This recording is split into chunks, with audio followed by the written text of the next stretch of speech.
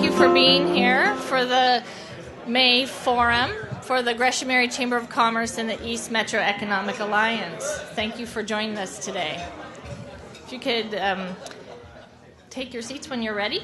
I'm Allison Hart, and I'm the CEO of the Gresham Area Chamber of Commerce. And Travis Stovall, my counterpart at the East Metro Economic Alliance, we're partnering today for our May Forum, the Mayor's Forum, where we have those elected leaders who represent us for our jurisdictions in the East Metro area. So thank you all for being here today. We're very pleased with our turnout. I'd like to, first of all, thank our sponsors, and our presenting sponsor is Riverview Community Bank, and Larry Schwartz, I believe, is here representing. Thank you, Larry, for being here representing Riverview. And there are some Riverview cups on the table. Please feel free to take those with you as you leave. That is one of the gifts of Riverview. Gresham Barlow School District, we'd like to thank them for their sponsorship, and thank you, Jim Schlachter, for being here, Superintendent. And PGE, Dean Funk, thank you for your sponsorship and for being here today, Dean. And then Metro East Community Media, and Rob Brading is here today as well, joining us. And so thank you all who helped make this event possible. I'd also like to recognize our elected officials who are with us today. I'm going to set aside our speakers for Andre, but Metro Councilor Shirley Craddock is with us. Thank you, Councilor. Gresham City Councilor Lori Stegman, thank you for being here. Gresham City Councilor Jerry Hinton. Thank you, Jerry. And Gresham City Councilor Mario Palmero, I believe I saw him as well. And Fairview City Councilor Lisa Barton Mullins. Thank you all for being here. And if I missed anyone, I apologize, but I think we got everyone who's here. I'd also like to acknowledge the leadership of the Gresham Area Board. So board members, just please wave, and thank you for the strategic advice and leadership that you provide for us as an organization. And with that, I'm going to turn it over to Andrew Wong, who is the chair of our Government Affairs Committee as well as a board member. So thank you very much.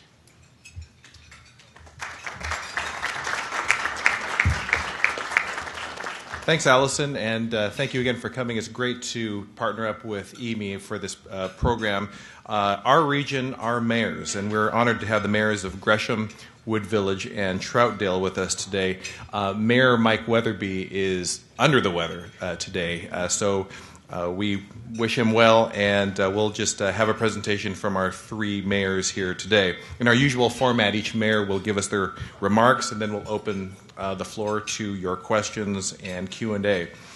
So our first speaker is the new kid on the block, Mayor Doug Doust of Troutdale. Mayor Doust was elected as Troutdale's mayor in November of 2012. Prior to that, he served 16 years on the Troutdale City Council, and he also served on the Troutdale Budget Committee, Centennial Celebration Committee, Parks Advisory Committee, Planning Commission, and is also the recipient of their Citizen of the Year Award. He holds his bachelor's in forest management from Oregon State and a master's in ecology from University of Washington. Now, for those of you that don't know, Mayor Doust's professional background is in forestry, and for his entire career, he has been with the USDA Forest Service, working in the Siskiyou, Olympic, and Mount Hood National Forests. And today he serves as the Assistant Director of State and Private Forestry for Oregon, Washington, and Alaska. Probably a dream job for all of us. So please welcome the new kid on the block, the Mayor of Troutdale, Doug Doust.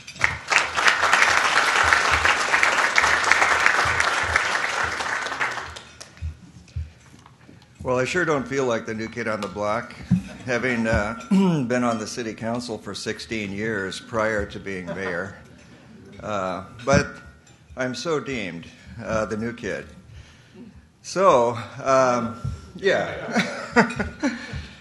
It's a pleasure, indeed, to be here today to talk to you because I feel really good about what's going on in Troutdale.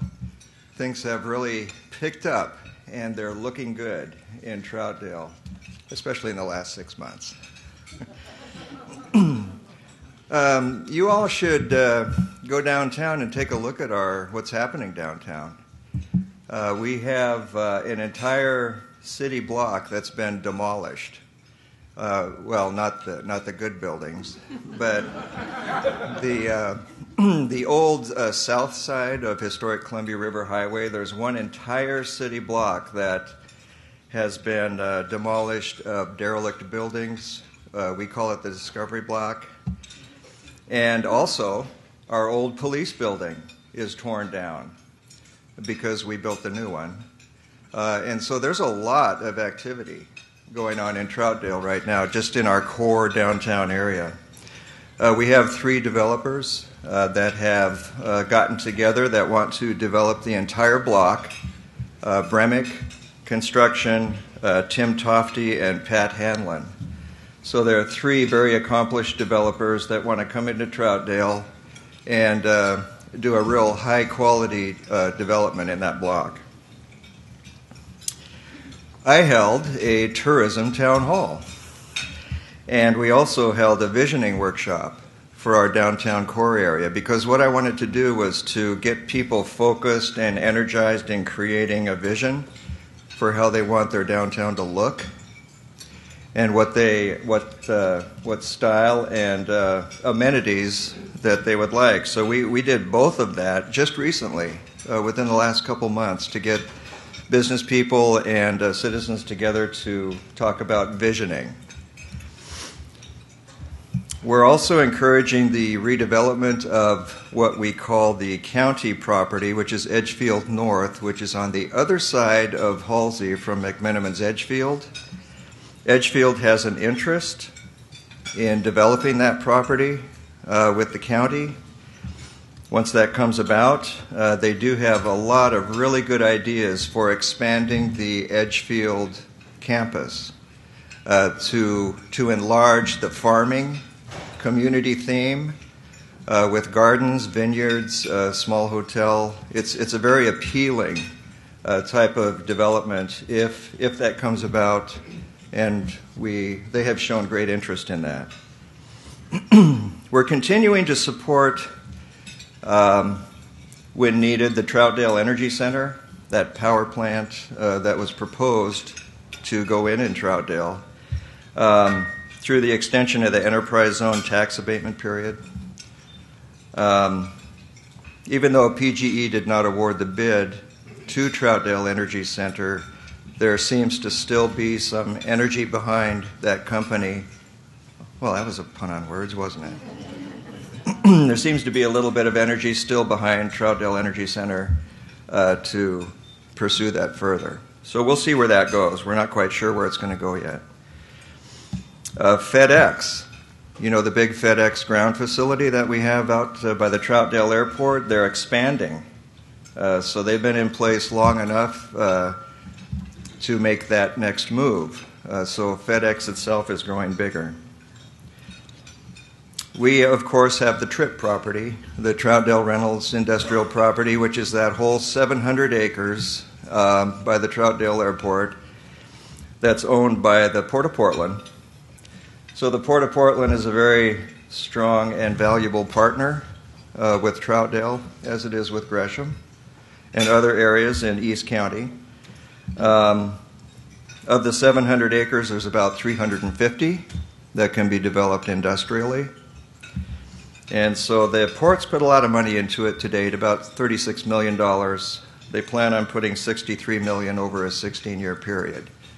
So that's, we hope that there's more energy in the industrial land development in Troutdale.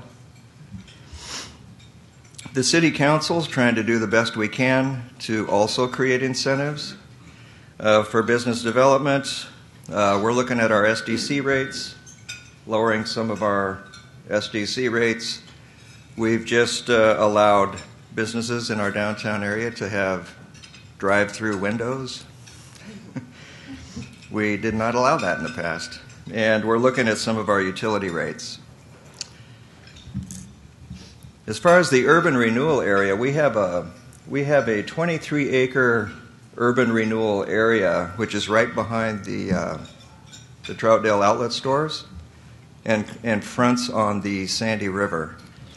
So the city and a group called Eastwind Development, LLC, we're actively engaged in a partnership with them to have a multi-use commercial center there, which would include a boutique hotel, a small conference center, if plans go according to what they have envisioned for the area. Things are moving ahead with that urban renewal area. They're not standing still. They are slowly, even though you don't see any progress on the ground, there's things that are moving in the background to move that forward. We've had, oh, by the way, I just read in the paper this morning where the Simon Group that owns the Troutdale Outlet Store purchased the Woodburn Outlet stores. So they now own both of them, Woodburn and Troutdale. So we'll see if that makes any difference in Troutdale. Just an interesting note. So on the urban renewal area, we've received a lot of support from the state.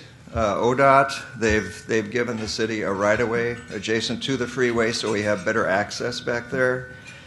We've gotten several grants to clean up the property because there are certain spots on the property that definitely need cleaning up before it's developed.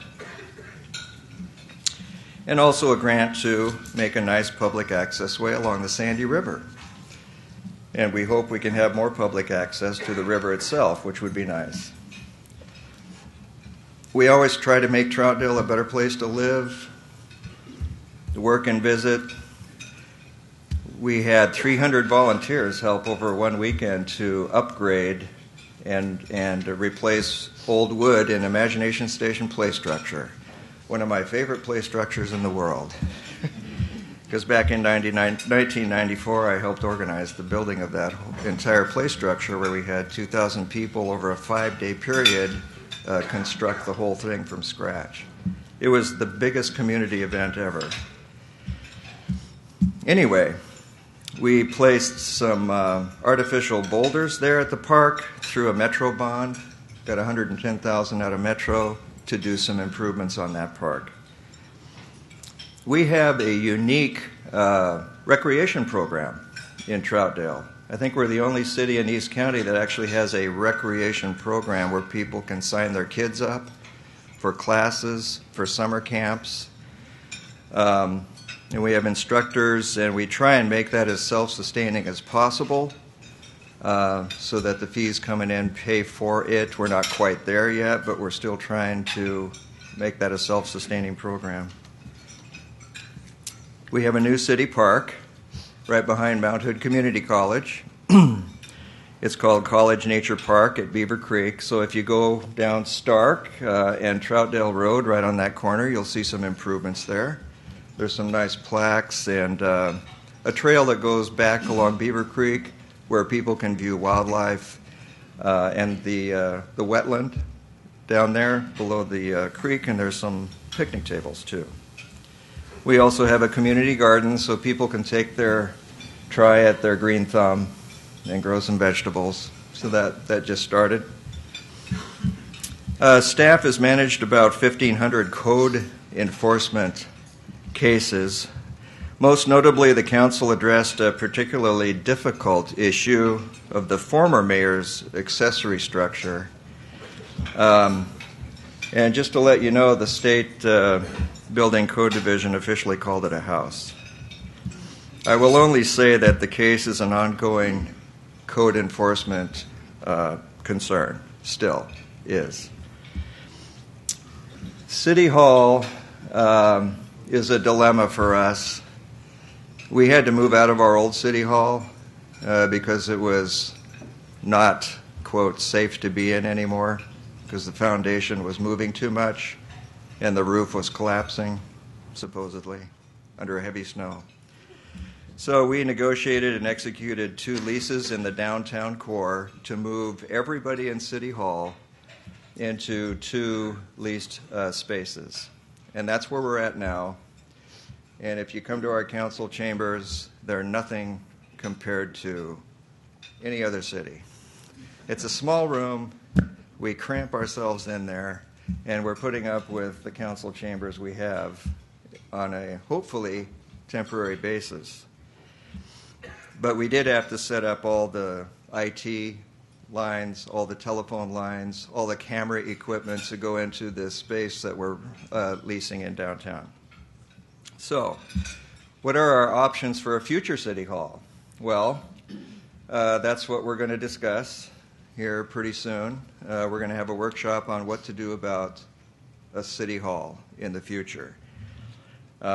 We even took a tour of 6 other city halls in the Portland metro area just to see what they looked like, and we were impressed. There's a lot of really nice city halls out there. Our old city hall is kind of cumbersome. It's a challenge. It's almost too expensive to repair, remodel, or retrofit. It's not quite historic enough for some people, but it's on prime real estate, really prime real estate in downtown Troutdale. So we need to determine what to do with our old city hall. As far as public safety goes in Troutdale, of course, most of you know that back last September we opened up our brand new police station, the Troutdale Community Police Center. It's a beautiful police building. The people in Troutdale passed the bond so we could build it. And it's a state-of-the-art police facility that we're very proud of. And we did keep it on schedule and on budget, right? So that was a good accomplishment. We spent how much money we said we would spend. We also continue to support Reynolds High School. Reynolds is, of course, as you know, the second largest high school in Oregon, behind David Douglas, I think it is, population-wise. And we have a lot of challenges at Reynolds High School. It's a very diverse community. I've been involved with the high school quite a bit, actually, getting involved with some sessions they have with their students to get the students to open up as to what the problems are at home, what their problems are at school. It was very worthwhile for me to get involved. But in the meantime, we still place 2 school resource officers at Reynolds High School. So I think that's a good thing to keep up. And still on the public safety front, we still have our lifeguard program on the Sandy River. That's been a huge success. That's been going since 2002.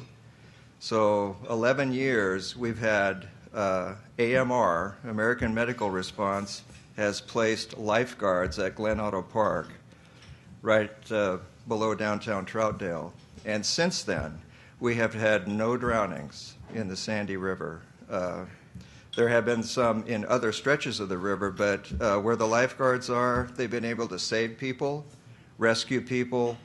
They keep track of all the statistics, so they give us a report every year of how successful the program is and how many people they've saved. 2 reserve officers saved the life of a young woman last August, because the police also help down there. And she would have likely drowned if they had not been present. So this is a challenging program, but it's so worthwhile that AMR just keeps it up. They provide the lifeguards, they provide the training, they provide the people, the funding. So AMR is to be thanked for such a good program. The city helped get it started, and the Troutdale Booster Club helped get it started. But right now, AMR is carrying the ball totally, which is good. So my challenges as a mayor are many, as my other 2 mayors probably agree. Fiscal oversight and prudence. You know, we made it through this last budget without cutting any staff, which was, I don't know how many years we can keep that up, but we did it this year. Supporting that development north of Halsey that McMenamins Edgefield has in mind, working with Eastwind Development on our urban renewal area, realizing the promise of our downtown, which looks great right now, tourism and economic development that I've been kind of focusing on to get people focused on that, and our Chamber of Commerce. I have to deal with future City Hall options and working for a closer partnership with my fellow mayors, because we all get along pretty good, I think. And it's very important to me to be a regional player. That's very important to me as a mayor of Troutdale.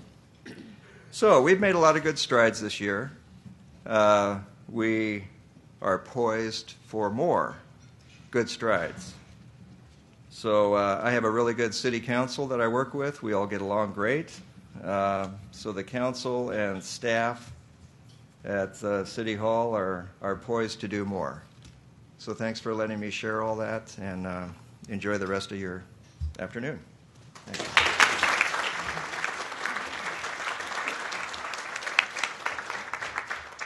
Thank you, Mayor Doust. Next up is the Mayor of Wood Village. Not ready. Mayor Patricia Smith.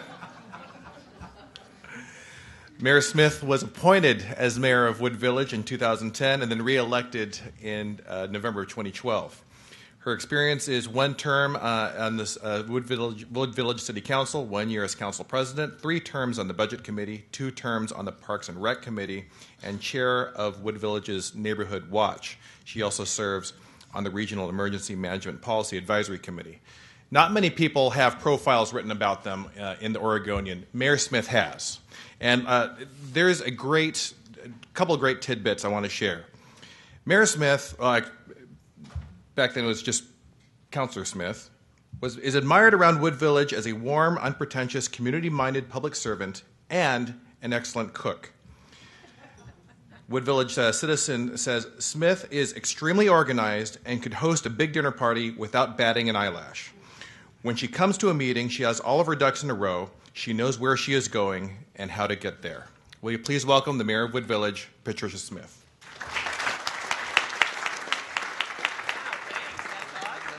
I love it. Thought I was going to be the rose between two thorns, and I am. These guys are wonderful. I love them. They're great mayors, and they're great to work with. I had thought that this was going to be a meeting and a speak about the challenges of the cities. And so I came up with those. They're few, but I wanted to tell you all the good stuff first, because I do so like talking about my town, even if most of the people don't know where it is, you know?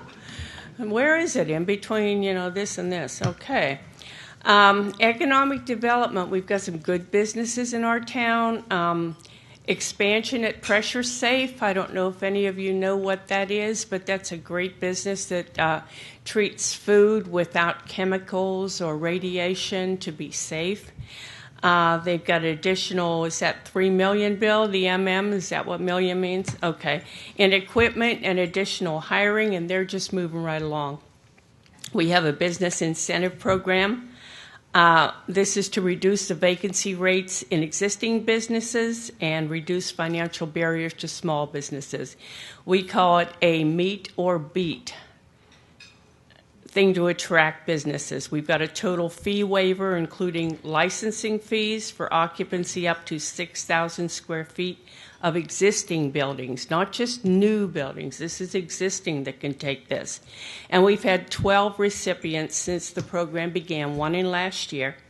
So our total tenant improvements made were $665,000 with this program. Total building space occupied was 18,700 square feet, and fees waived only $29,000. I mean, we got a lot for our money. We've made zone modifications to enable business investments. If people feel that, that what they want to do doesn't fit in with what we've zoned here, we'll talk to them. We'll make a difference. We'll change things if we can. We've got an enterprise zone. We've got an urban renewal agency. We had we're working on an economic development person. We don't have one yet. Bill is all we've got right now, and he's kind of thin because he works around the clock sometimes. Transportation, the regional East Metro Connections Plan. I guess you all know that 238th is going to be modified in a big way. And we've got a lot of people in town that aren't happy about that, but I think we've made the right decision. It was a trade-off. We got the 238th improvement, and in return, we got the right-of-way through McMinimans and the school district taken away. So we're happy with that, and we think it'll be okay. We've got major road projects, county projects on Sandy. Errata Road's going to be starting soon. That's a terrible, terrible road for people with kids that walk there with baby strollers. It's terrible. We're going to have sidewalks and bike lanes, and it's going to be fantastic. Halsey's going to be improved, and of course 238th is going to be a big improvement on that. We put into effect a transportation and drainage utility, which means we were asking people for money for the roads. And we hadn't been able to take care of our roads sufficiently, so we asked for a modest amount of money. And that, when it came in, we went, oh my goodness, we got too much money. We got to give some of it back. Unheard of, right? Yeah, well, that's what we did. So we allowed a fee reduction from the next rate increase. So we reduced the fees on the roads because we had enough. We don't believe in stockpiling. We don't believe in hoarding money. We use the money for what it's used for, and that was roads. And we had major maintenance undertaken throughout the community. The first bill for this new road fee came 9 days after we did a project, so people could see what they were paying for. I think they liked that. Emergency management, we had a shared employee who's really great, Scott McPherson. I think he's going to be gone September 30th. We completed all the elements of our response plan. We conducted trainings and exercises. We did community outreach and support. And thanks, Gresham, for sharing him. That was nice. He's a great person. I wish we could get him back. The park, we're going to have this Saturday, if any of you are interested in coming, a dedication of our new gazebo in the park to former Mayor Dave Fuller. And it's beautiful. It's just really awesome. We've worked a lot on our trails. We're putting in an arboretum. We're setting aside money each year for an arboretum. We're going to buy a few trees every year, and everybody was in big favor of that to really make the park look like a real tree park. Utilities, we updated and reduced our water and sewer SDCs significantly. Water went from $2,254 per, and Bill said EDU. I don't know if you know what EDU means. I sure as heck don't. Equivalent dwelling unit to $1,524. That's a reduction of $730. The sewer went from $8,000 to $3,700, reduction of $4,281. We completed our build-out on our water system for future population. We have no outstanding debt, and we're nearly complete with the sewer for future population. We're in good shape. We need more people. Our events, oh my goodness, Easter egg hunt. How many people were there, Bill? How many do you think? 3,000? And did one paper pick it up, do you think? I mean, really? It was our 25th anniversary, and I'm going, where's the cameras? Where's the people? And we had how many eggs did we have in the field? 6? We had more than 6,000. 13,000. 13,000 eggs out in that field, and all those little kids running after it was just totally fantastic. And we're having a night out coming up next month. The whole town of Wood Village turns out for that. We have the Multnomah County Sheriff and the Wood Village Baptist Church involved. And when I say the whole town, it's in walking distance because we're a mile square. So everybody can walk to it if they want. And everything is free. Food, games, whatever. All free. Have fun. We've got the Police Academy put on by the Sheriff in the fall. That's a 12-week course to learn all the facets of the Multnomah County Sheriff. You go on the riverboat, you go on a ride-along, you go to the jail, different things. If you're interested, it's online. We have a tree lighting thing that's relatively new. We lit up a great big huge tree. It was I think it was 5 feet taller than City of Portland's tree last year. The star on top was 5 feet tall. So, and we're having it again this year. We have cocoa and cookies and books we give out to kids, and we just have a good time. We have a cleanup day this year at the church where everybody brought their garbage and recyclables and whatever to the church. That was a big success. That was new. And another new event is Brush Up Wood Village, where we're going to actually paint a house. I'm going to get out there and paint a house with people. I hope they tell me what to do because I've never painted a house in my life. But that's a new event, and we're going to continue that. We have had multiple city conversations with the mayors of the cities. I love getting together with them. I like hearing their views, and I like working together because I don't think we can make East County if we all work separately. We got to get our act together. We got to do it together. Emergency management, economic development, fire service. We just have to work together on this. So, the issues ahead. Right now we've got a big eyesore sitting out there. It's called the dog track. That I really wanted it to be a casino, but nobody else went along with me. So anyways, it's a dog track and it's falling apart. We need to really work on getting that sold and to a person that's going to put it to good use. We also want to work on the heart of Wood Village. We want to have a spot where it's really the heart of Wood Village. We don't have that yet. We've got City Hall, we've got the town center, but we really don't have a heart of the town yet. We've got some banners that we're going to be putting up over the years to tell people they're in Wood Village, and they were made by students at Reynolds High School. We had a little contest, picked the winners, gave them a prize, and now we have the banners made, the starting banners. We need to have an economic developer for the cities. And Gresham has their own, and that's great because they're a large city and they can afford their own. The three little cities, we can't. So my thought was to go in together on an economic developer for the three small cities, just to work for us. So we're still talking about that. We have to get our redevelopment agency into full action. We have no increment yet. We need development to get increment in that so we can spend money to bring more money in. It's like a big old circle. I don't understand the whole thing, but he does, and that's all that's important.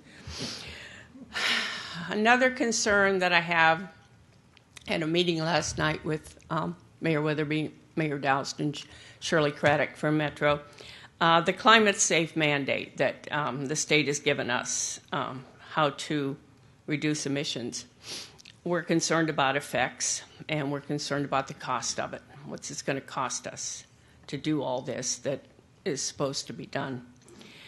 Public safety is a big concern. It takes 114% of our property tax proceeds right now.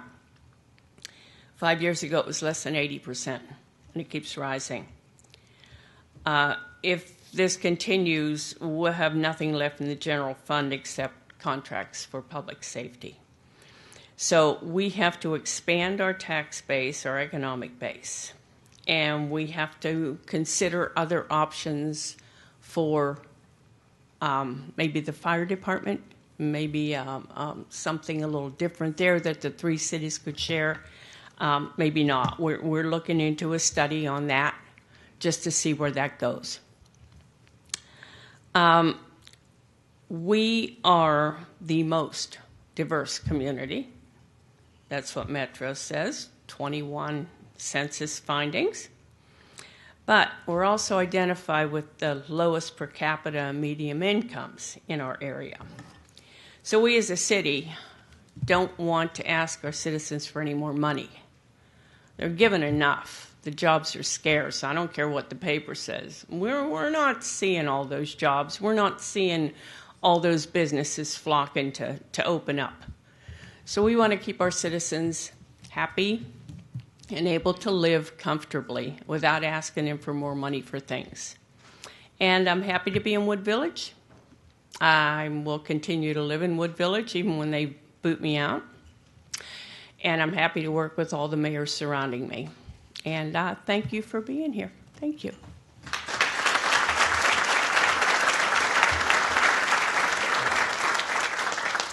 Thank you, Mayor Smith. Our last speaker is Mayor Shane Bemis of Gresham. Mayor Bemis was first elected as mayor in November of 2006 and re-elected to a second term in November of 2010. At age 34, Mayor Bemis became the youngest mayor to serve the city of Gresham. He was first elected to the Gresham City Council in 2002, and under his leadership on the City Council, they first adopted the Council Work Plan in 2007, which put the operations of the city into a business-like planning document charting out the goals and initiatives of the council on a quarterly basis. Shane was also, Mayor Bemis, was also the architect to clean up the MAX line by assigning uniformed officers to patrol the trains, a program created with increased safety on light rail in Gresham. This also created the TriMet Law Enforcement Precinct housed within Gresham PD. During his time in office, he serves on the board on the League of Oregon Cities, EME, Metro Policy Advisory Committee, and the Joint Policy Advisory Committee on Transportation. In 2005, Mayor Bemis chaired the Gresham Centennial Celebration Committee and also was honored as Gresham's Citizen of the Year. And also in 2008, he was honored with a certificate of recognition by the Oregon Mayors Association for his leadership here in Gresham. Will you please welcome the Mayor of Gresham, Shane Bemis.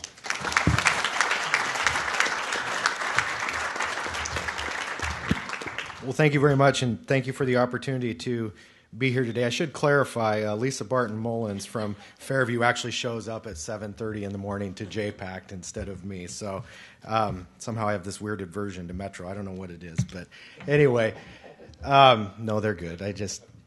Anyway, pleasure to be here. I wanted to take just an opportunity to recognize Mayor Doust from Troutdale. He is not the new kid on the block. This guy is a great guy, and I kind of felt like in one respect, Mayor Doust was a little bit like Gerald Ford coming in after Nixon saying, you know, our long national nightmare is over, and our long East County nightmare is over.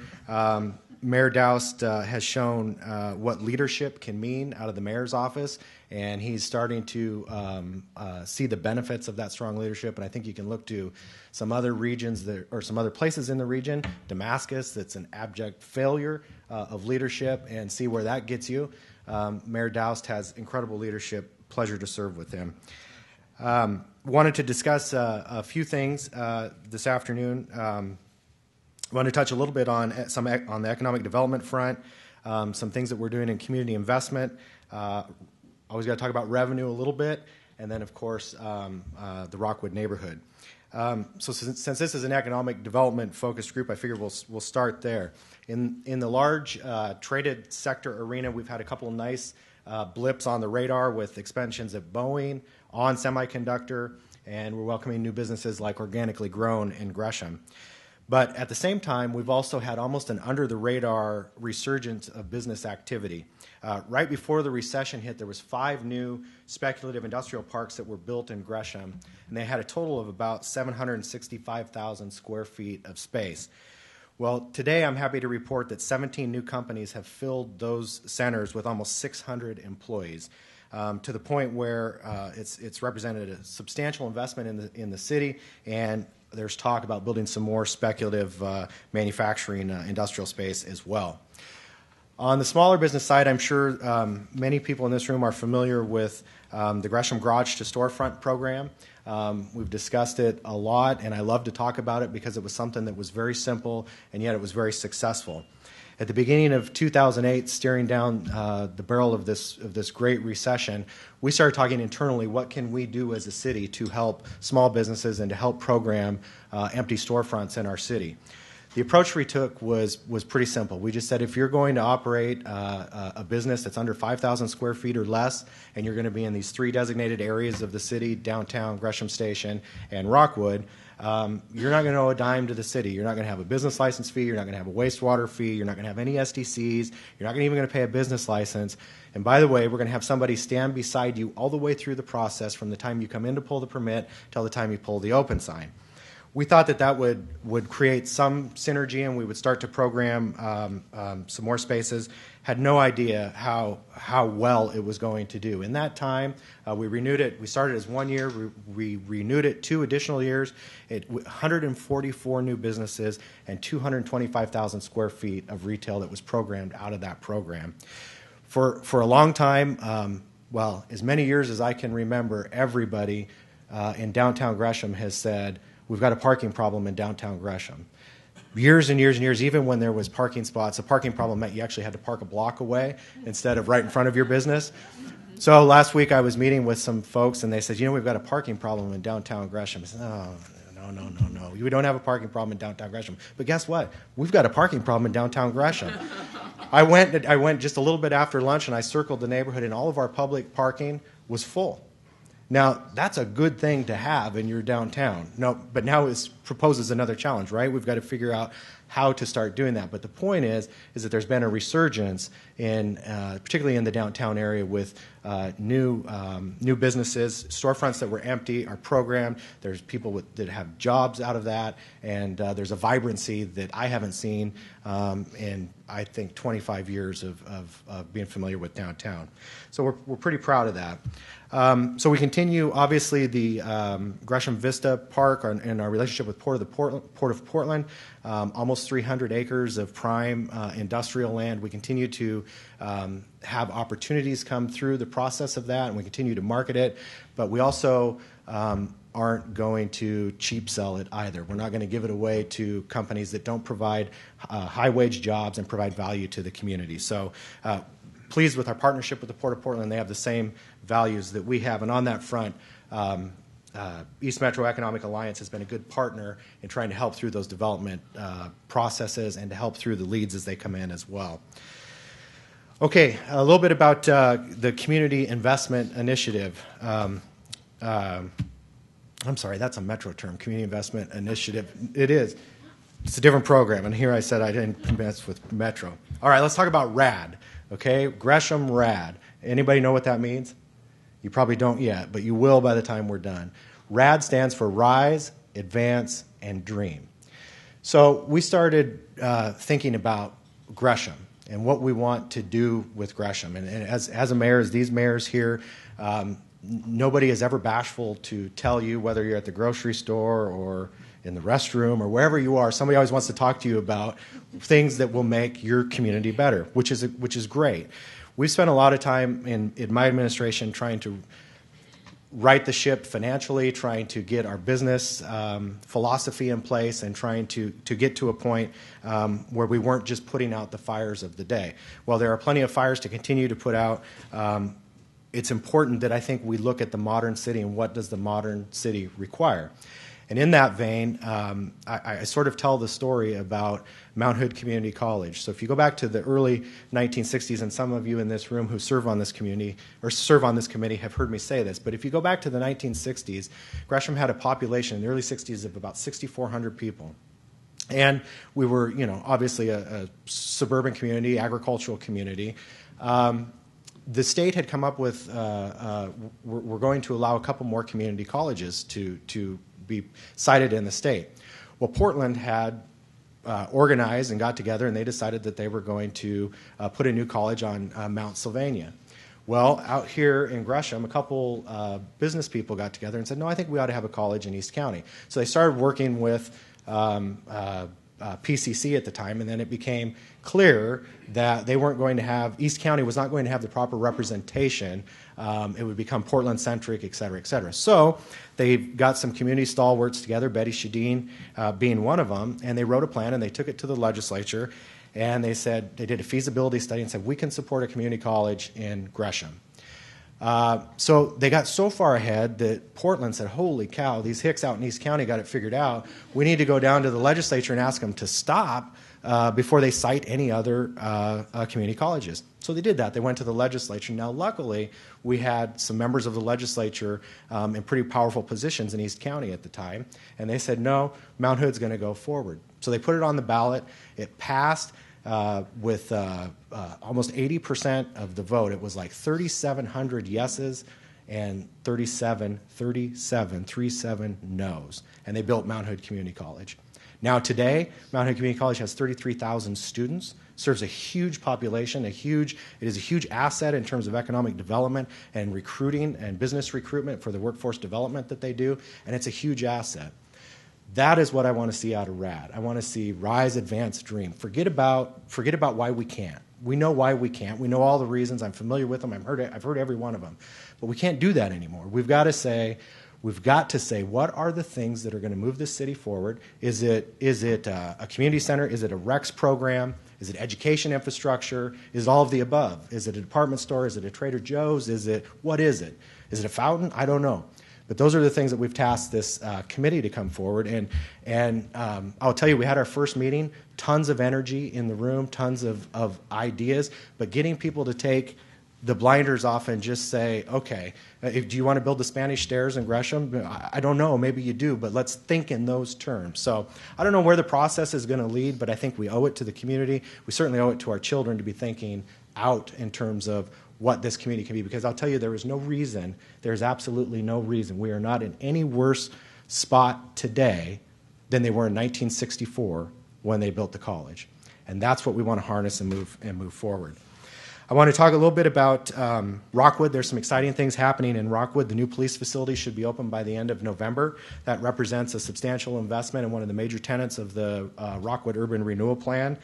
The Boys and Girls Club is coming into Rockwood. They're really excited to have them. They've partnered with a group called Friends of the Children. And Friends of the Children is a really, really neat organization. It mentors kids one-on-one, and it takes them all the way through their 20s. So they make a huge, like a 12, 14, 15-year investment in these kids one-on-one on a very personal level to start to change hearts and minds. And it's very touching and moving to see these guys and the passion that they have. And they've partnered with Boys and Girls to put the facility in Rockwood. But I'll tell you, something else is happening in Rockwood. For a long time, we have, it seems that government has pushed Rockwood to try and rise up and start to take advantage of tools and efforts and to move that community forward. Now, there's a few stalwart Rockwood supporters that have been there for a long time trying to do that. But something else is happening right now. The people of Rockwood, without any pushing from the government, are getting involved. And that's where we start to see change. They had what they called Rock Around the Block on the Catalyst site that the Urban Renewal Agency owns, and they had almost 1,000 people on a Friday night, and the same on Saturday when they had a Feast of Nations, and it was all Rockwood residents, and they were there wanting to take part in their community, and they wanted to own their community, and that is different. That is different than anything that we have seen. So I'm very excited about the people that are starting to get involved in Rockwood. They've said we can do better, and we're going to do better, and we want to support them any way that we can.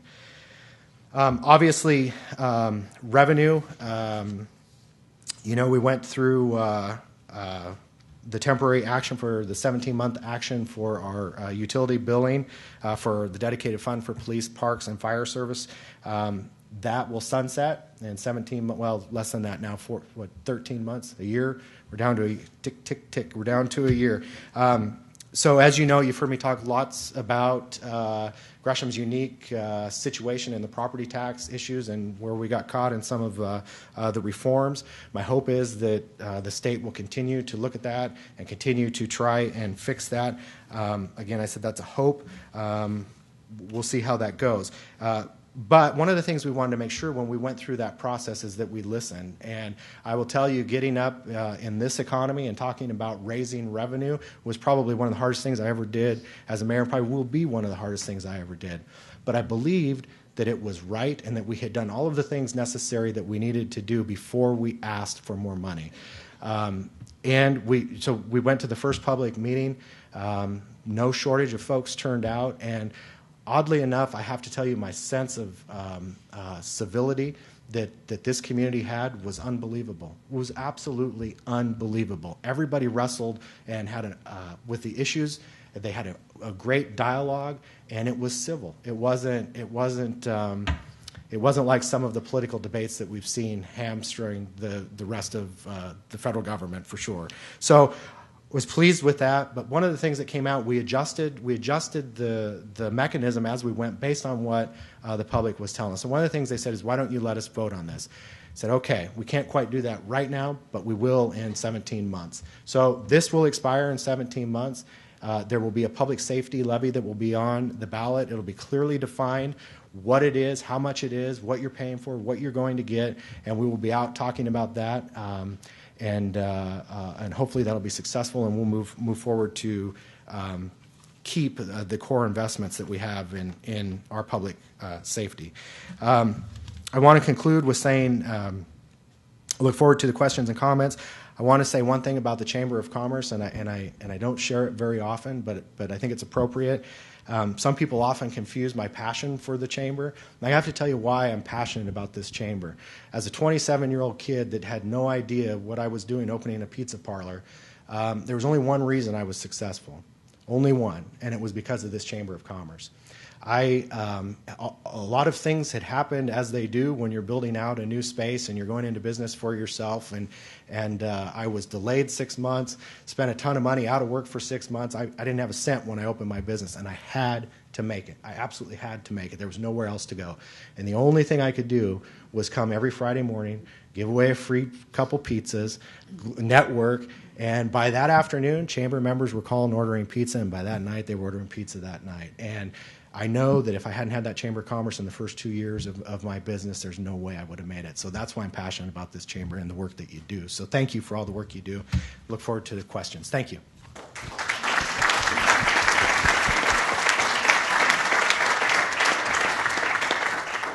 Thank you, Mayor Bemis. The floor is open for your questions. You can ask a question individually or to all three of our mayors. Please identify yourself and your business. Lori Stegman, Gresham City Council, and I had the pleasure of touring some antique shops with a guest from out of town a couple weeks ago. And when you were talking about economic development, I thought, wouldn't it be great to maybe highlight the fact that there's so many antique shops and work together more regionally? I realize you don't have an economic development person, but I'm just wondering how, if that might be something that we as a region, doesn't have to be antiques, but on Troutdale, I mean, I went into that antique mall. I have never seen such, I don't know how many square feet it is, but it's 2 levels. It's huge, and antiquing is a really, really popular economic driver to a lot of like coastal cities as well. So I'm just curious about how we, as 3 or 4 different cities, might partner together to drive that economic development.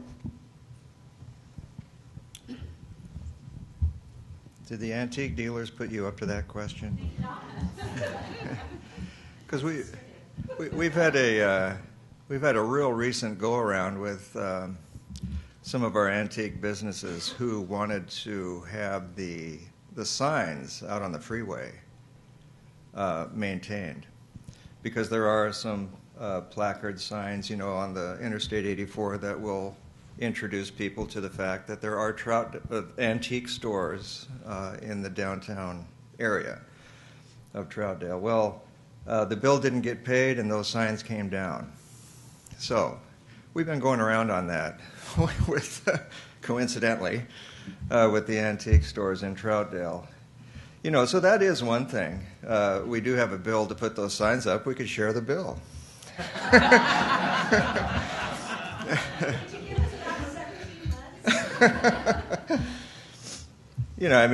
We all probably share in the idea that we need to drag people off the freeway. So that is one thing that would get the attention of people, and that's one thing we do need to address, is signage.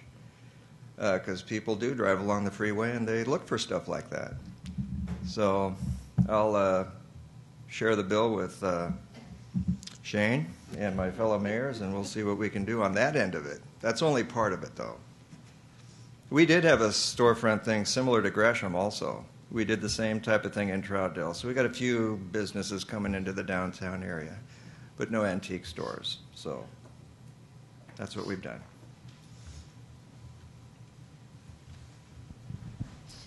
Thank you all for being here, and thank you for your service to our community.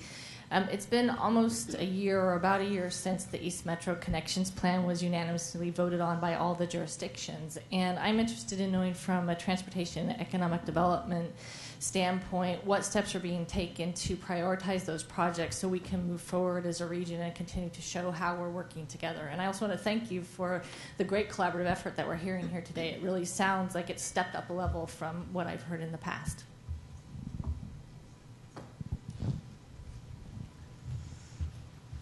Councilor Craddock?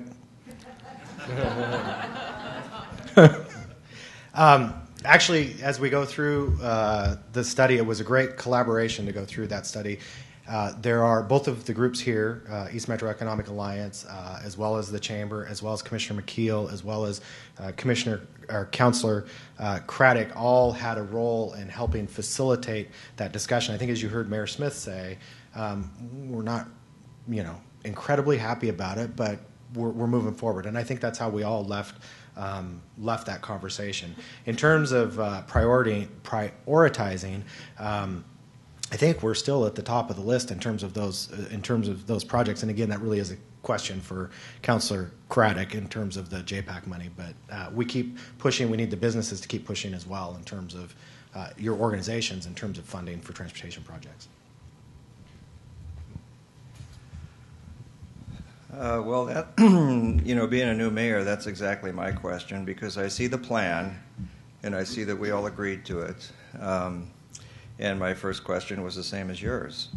Out of my mouth, I said, well, how are the projects going to be prioritized? Who's going to determine the priority of the projects? I see the first ones out the gate, and we all agree. The first ones out the gate are good projects. I'm just interested in the next batch out the gate and how that's determined, and the third batch out the gate and how that's determined. So I do appreciate the plan. It's a consolidated plan for all of East County, which is excellent. I mean, that's an excellent move on all your parts to do that. But I do have the same question you do, and I'd like to be part of that decision, obviously, as will the rest of us. Mayor Smith, do you have anything to add? Just a tidbit, but Well, from what I understand, 238th is first on the list, right, Shirley? And I guess additional projects will come with additional money.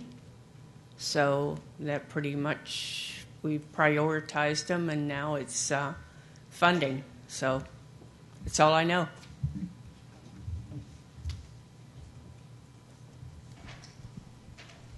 Thank you.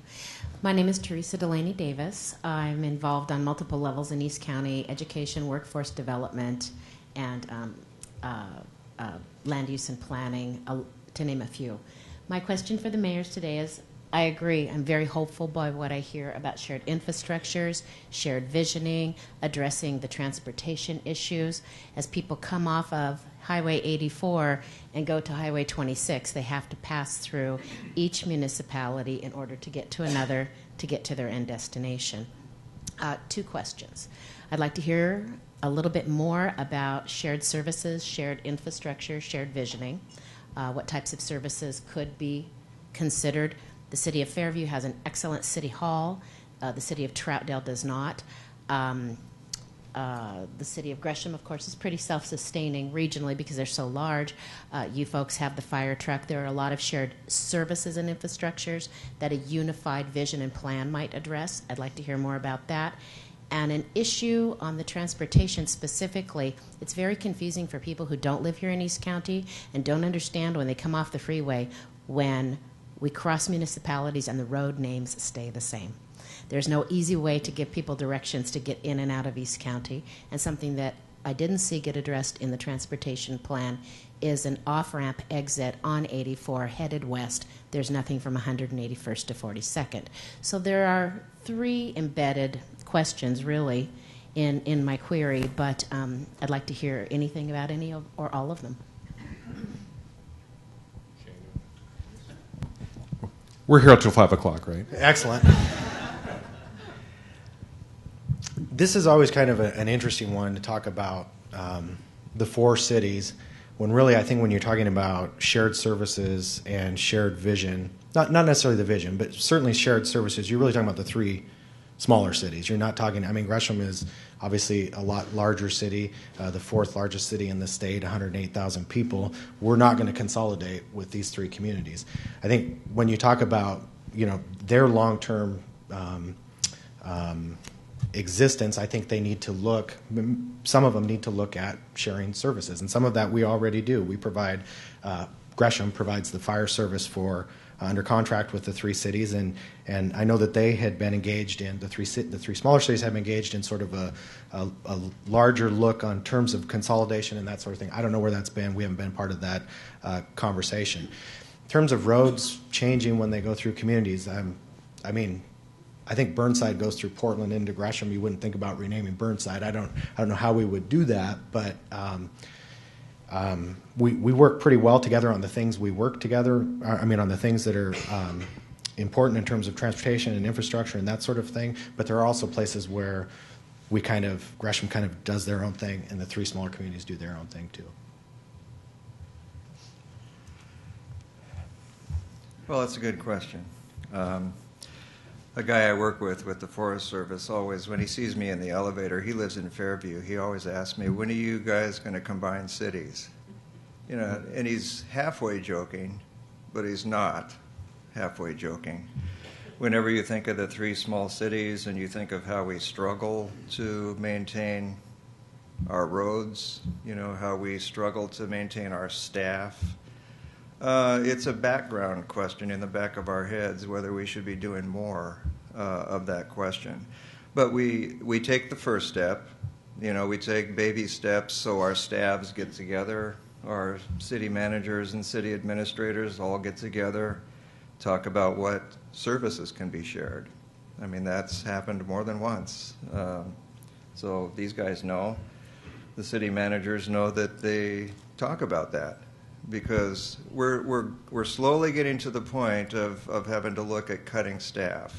Like I mentioned in my talk, Troutdale's not quite there yet, but next year, the more budgets restrict you, the more you start talking about that kind of stuff. And so I see that as an evolving, slowly moving discussion. No city is going to rush into combining with any other city. It's got to be a well thought out process. So slowly, as the budgets crunch us, we start talking about that a little bit more beyond the sharing staff, and start getting into, well, do we want our own fire department? Would it be cheaper for us? No offense, Gresham, but we're looking into that. PSU is doing a study for us to give us some options to consider. Paying Gresham for our fire services, as good a job as they do, we love our firemen, but it's very expensive for the 3 small cities. So it's those kind of things that we jump on first and take it slow.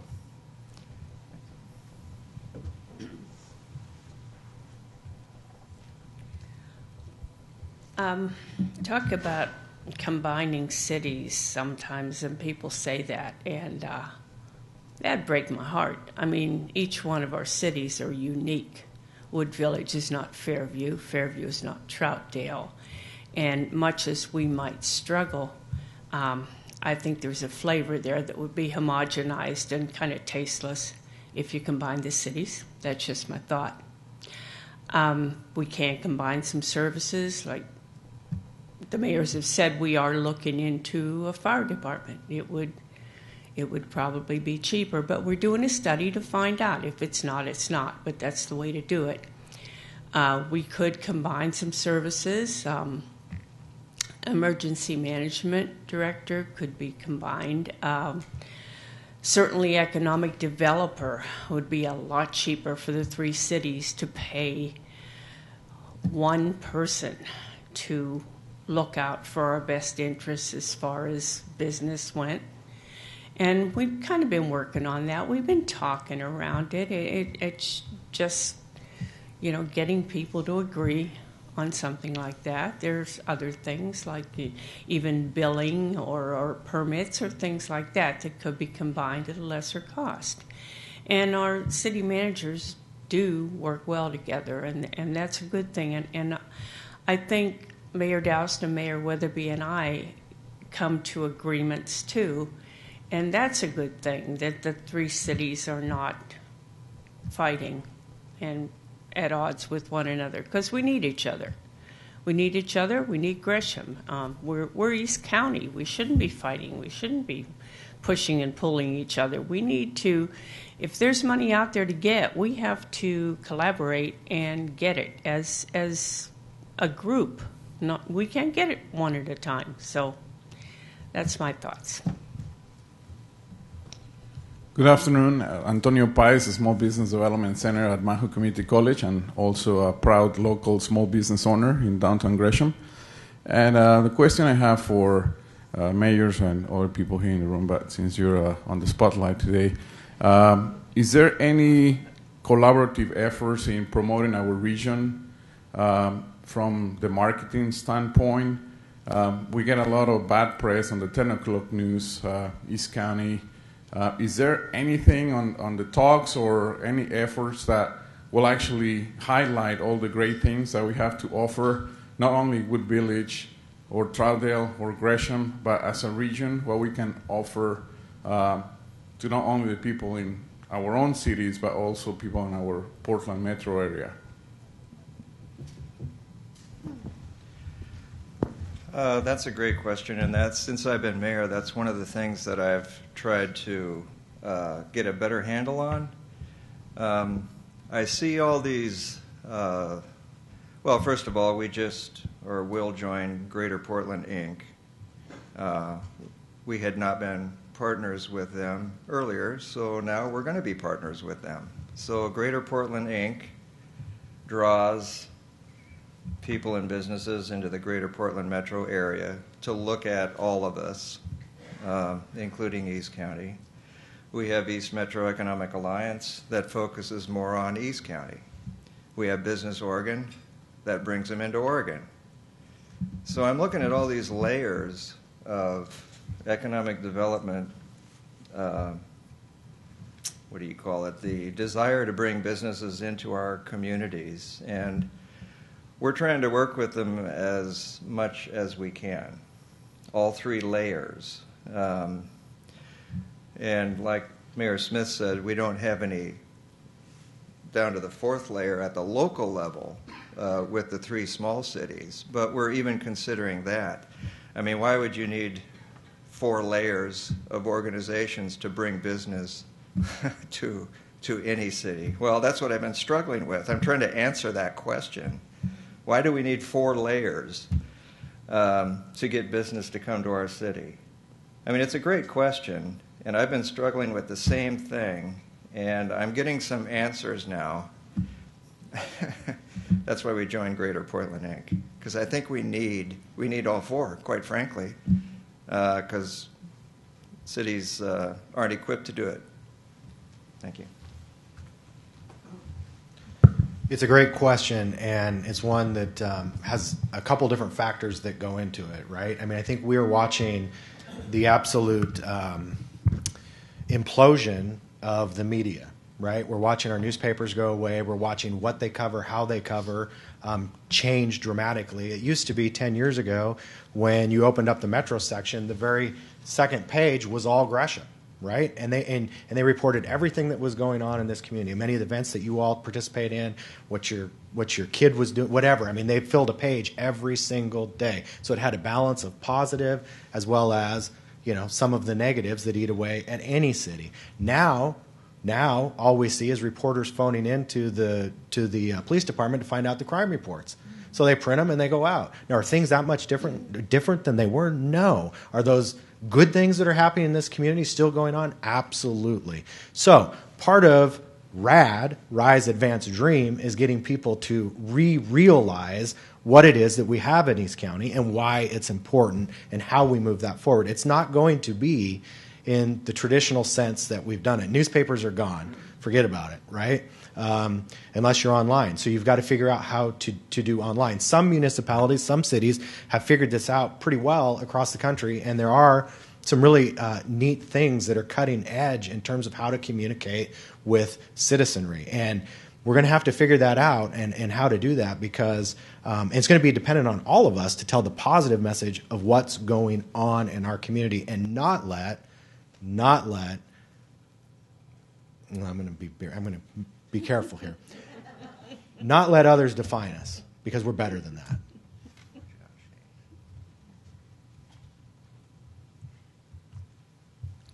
Well, I appreciate what Mayor Bemis said, and I do agree that you hear all the bad stuff all the time. And, you know, it's in the news, it's on TV, it's everywhere. You try and get people out to cover an event, like I said, about our Easter egg hunt. I tried. Our city tried, told everybody about it. Did anybody come out and do it? No. I mean, nothing to see here, just people having a good time. So I think we all have to be part of this economic development. I think we all have to talk up our cities, talk up our community, and talk up what we have to offer. And if we do that enough, then we'll get people wanting to see what we have here. So I think that's a good thing, and we can all do that. All right. Well, thank you very much, mayors, for joining us today.